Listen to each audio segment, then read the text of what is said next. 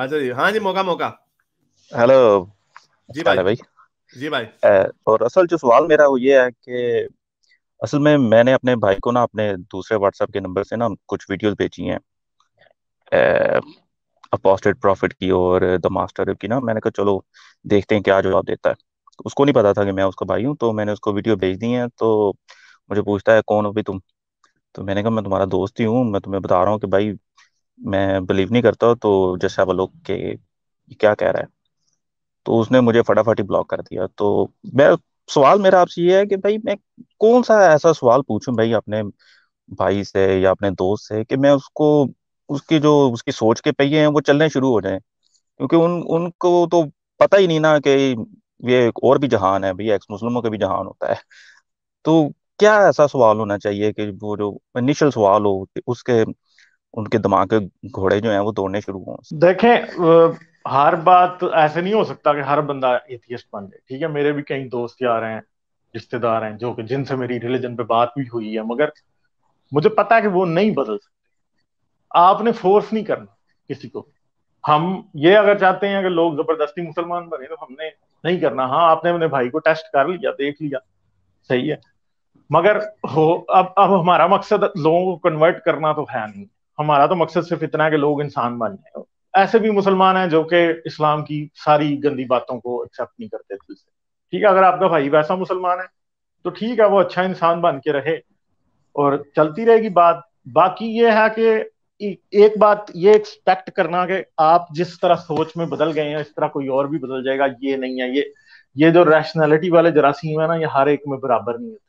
बहुत से लोग ऐसे होते हैं कि वो उनके दिल में खौफ होता है कि हाँ, मैंने खुदा को छोड़ दिया तो मुझे बिजनेस में लॉस हो जाना है। फर्ज करो कि वो जिस दिन उसने ये सोचा ना, उस बंदे ने कि हाँ जी, मैं जरा मजहब को इंक्वायरी की नजर से देखता हूँ, उसका दफ्तर जाते गाड़ी का टायर पंचर हो गया ना, तो उसने उधर से डर के कहना कि हाँ जी, मैं रब को मानता नहीं। ठीक है, तो ये खौफ होता है, ये सुपरस्टिशन होता है। ऐसे भी लोग हैं कि उनको आप इस बात का यकीन दिला देंगे कि हाँ जी, खुदा नहीं है या साइंस सही कह रही है, जो कुछ है कुरान झूठ है, बाइबल झूठ है, फलां झूठ है, ढमकान झूठ है, मगर रात को वो फिर भी गली में अकेले निकलते हुए डरेंगे कि जी वो जी इधर भूत प्रीत होगा। तो वैसे लोग नहीं कन्वर्ट हो सकते। हर एक के दिमाग का मेकअप भी एक जैसा नहीं होता, हर बंदा। ये बड़ी जुर्रत का फैसला है असल। ये आप जिस भी एथियस्ट से बात करें वो यही कहेगा। हर बंदा ऐसी बातें नहीं सोच सकता और हमें एक्सपेक्ट भी नहीं करना। हाँ, हाँ, रैशनल लोग और एथियस्ट लोगों का सोसाइटीज को बड़ा फायदा होता है। क्यों? क्योंकि वो डॉगमा को चैलेंज करते रहते हैं, वो सोसाइटियों को याद दिलाते रहते हैं कि हाँ जी, ये गलत तुमने किया था। तो मेरे ख्याल में आपको रैशनली अपने भाई को हर जगह पे जो है ना, वो चैलेंज करना पड़ेगा। ठीक है, आपको जरूरी नहीं है कि आप मजहब पे ही करें, बहुत सी और डॉगमेटिक बातें हो सकती हैं जिनमें आप करें, चैलेंज कर सकते हैं। तो अगर वहां से बात शुरू हो तो शायद कहीं आगे भी बात निकल जाएगी, और हमें नहीं पता कि कब जो है किया। किसी जो जैसे गालिब ने कहा, किसी कंस्पिरेसी थ्योरी पे बात हो सकती है, कोई इस तरह के, क्योंकि मोस्टली लोग, जो मैंने ये पहले भी बताया हुआ कि इस तरह के birds of a feather flock together. आपको हमेशा राइट विंगर जो होगा ना, चाहे वो टुनियों का हो या सुनियों का हो या गोरों का हो, वो उसके व्यूज उसी तरह के होंगे। वो एंटी वैक्सर भी होगा, वो कंस्पिरेसी थ्योरीज पे भी बिलीव करता होगा, वो सारी इस तरह की बातों पे यकीन रखता होगा। सो यू डोंट नेसेसरली है, और सारे अपने रिलीजन के ऊपर डॉगमेटिक होते हैं। वो जिन्नों भूतों पे भी करते होंगे, कई वो स्टार जोडियक साइंस पे भी बात करते होते हैं, ट्रेडिशनल मेडिसिन पे भी दे हैव ये एक सोचने का अंदाज है। तो आप किसी सॉफ्टवेयर टारगेट को भी पकड़ के उसके ऊपर भी बात कर सकते हैं, बट अगेन आपको जरूरी नहीं कि कन्फ्रंटेशनली होना पड़े। आई अंडरस्टैंड कि ऐसा हो सकता है, क्योंकि मुझे याद है जब मैं शुरू में बहस करता होता था अपने कजन से या किसी दोस्तों से, तो जब मैं ये इल्हाद पे मैं ओपनली बात नहीं करता था, मेरा चैनल नहीं था, मैं अब तो ये जो मैं, हाँ, तो उस पे मेरी जब उनसे बहस होती थी तो कभी कभार हम बड़े जज्बाती हो जाते थे, शाउटिंग वगैरह भी हो जाती थी। लेकिन मेरी खुशकिस्मती ये थी कि मैं एक ऐसी जगह पे रहता था जहां पे कोई मेरा कुछ कर नहीं सकता था, यानी वैसे नहीं कर, वरना कोई तो बुजदिल आके जो भी बात कर रहा था आगे पीछे से पीठ में छुरा तो मार सकते हैं। लेकिन मेरी बड़ी इंडिपेंडेंट सी लाइफ थी from a very young age. मैं जैसे बताया, मैं 19 साल की उम्र में बाहर आ गया था, I had my own apartment since I was 21। तो मेरी किसी को तो आपके लिए ये जरूरी है कि आप अगर सेफ समझते हैं, आपको अपने माँ बाप का हमसे ज्यादा पता है, दोस्तों भाई का आपको हमसे ज्यादा पता है कि वो ही to what extent he can गो।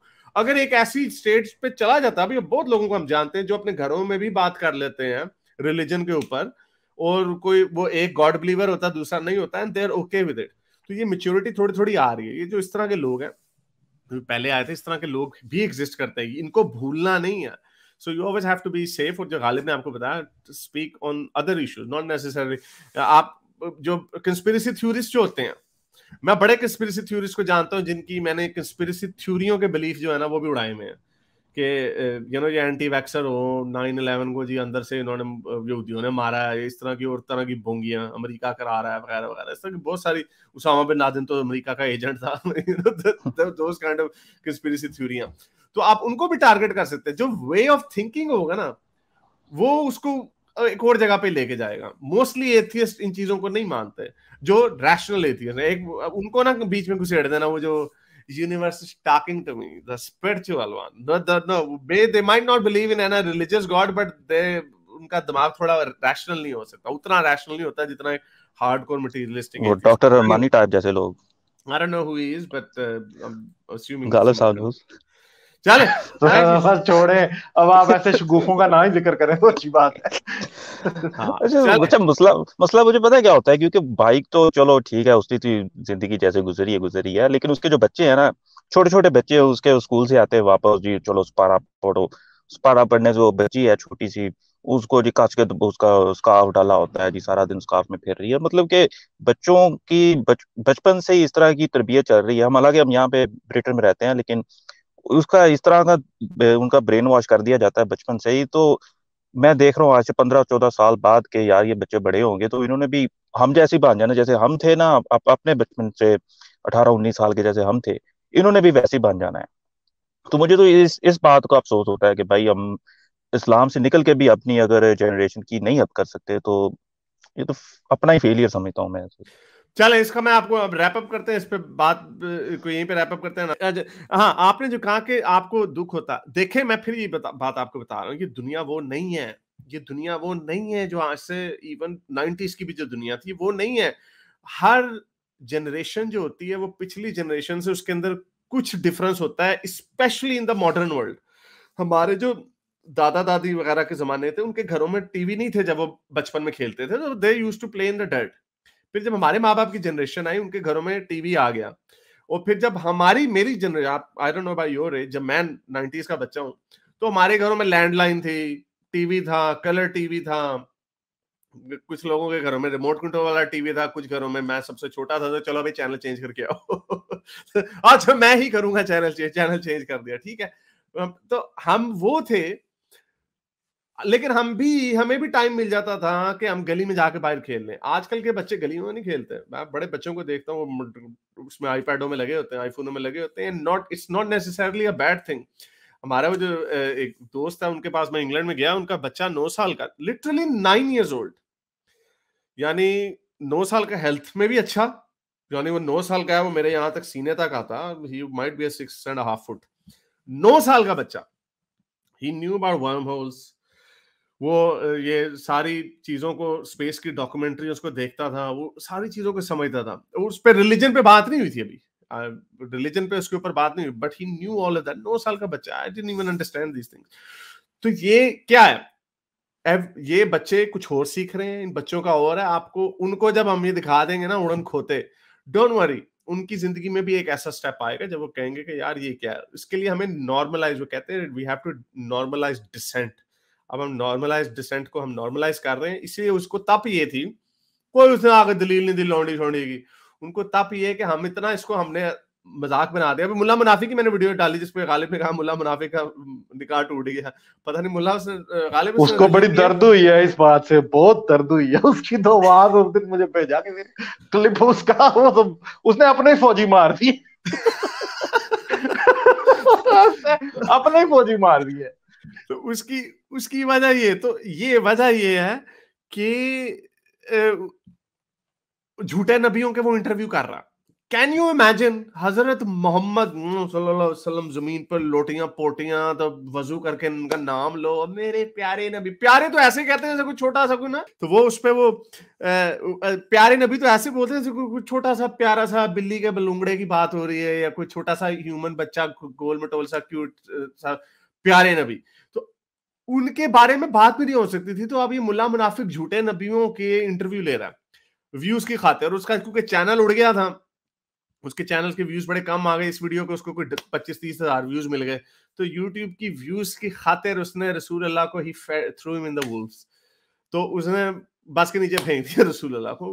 तो ये मजाक बन रहा है, एंड दे रियलाइज दैट इस मजाक का मकसद, हमारा मकसद तो विनिंग मकसद है, हमारा तो मकसद ये है पीछे कि more this happens more people talk about this. जितना लोग इसके ऊपर ज्यादा बात करेंगे उतना लोग खुल के बात करेंगे, और वो जो डिसेंसिटाइजेशन है वो हो रही है। अब बड़े लोग हैं, मैंने उर्दू में कई लोगों को देखा है कि उनके मुंह से मोहम्मद निकल जाता, खाली वर्ड मोहम्मद निकल जाता। तो ठीक है, अच्छी बात है, वो दीन इस्लाम वाला जो है वो हमारा काम कर रहा है। अभी उसने एक थंबनेल डाला, मुसलमान इस्लाम के ऊपर डिफेंड पे करता, किसी ने मुझे स्क्रीनशॉट भेजा, उसने थंबनेल डाला क्या हजरत मोहम्मद सेक्स एडिक्ट थे। आई मीन हजरत मोहम्मद की सेक्सुअल डिंग डोंग लाइफ के ऊपर इस्लाम के मुहाफिज बात कर रहे हैं। जाहिर सी बात है कुछ लोग देखेंगे, वो इनकी दलीलें सुनेंगे, हाँ हाँ रसूल अल्लाह ना 9 बीवे के पास ना जाते थे लूडो खेलने के लिए। फिर उधर से वो गालिब की वीडियो देखेंगे, किसी एक्स मुस्लिम की वीडियो देखेंगे, वो सही बुखारी का स्क्रीनशॉट दिखाएगा कि देखें जी सेक्सुअल पर्पस के लिए जाते थे। तो ये टॉपिक तो उछल गया, इसके ऊपर बात तो हो गई, इसके ऊपर कुछ लोगों के दिमाग तो पलटेंगे ही। सो ये हमारे लिए जितना एक्सपोजर है उतना हमारे लिए बेहतर है। डोंट वरी, आपके जो बच्चे भांजे भतीजे जो हैं they will also come to see that, और कोई इसमें घबराने की बात नहीं। चलो बहुत शुक्रिया, thank you, have to wrap it up. Thank you भाई, साइंस ऑफिस। Okay science. मेरे इस नेक काम को जारी रखने के लिए मुझे पेपैल या पेट्रियन पे जरूर सपोर्ट कीजिए, ताकि मैं अपना पैगाम ज्यादा से ज्यादा लोगों तक पहुंचा सकूं।